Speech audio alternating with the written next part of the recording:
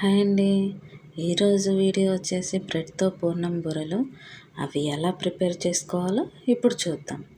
First of all 2 కప్పులు శనగపప్పు తీసుకొని దాన్ని 4-5 టైమ్స్ వాష్ చేసుకొని 4-5 అవర్స్ నానబెట్టిన తర్వాత పుట్టు లేకుండా చూసుకుందాం.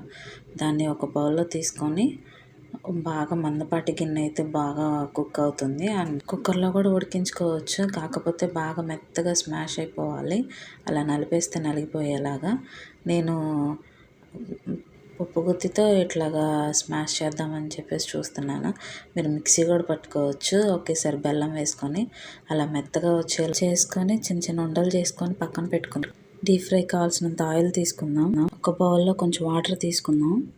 ఇప్పుడు బ్రెడ్ స్లైసెస్ తీసుకొని వీడియోలో చూపిస్తున్నట్టు 4 సైడ్స్ కట్ చేసుకుందాము. బౌల్లో వాటర్లో ఇట్లాగా బ్రెడ్ని ముంచి లేపి ఇట్లాగా ఒత్తుకుందాము, వాటర్ లేకుండా.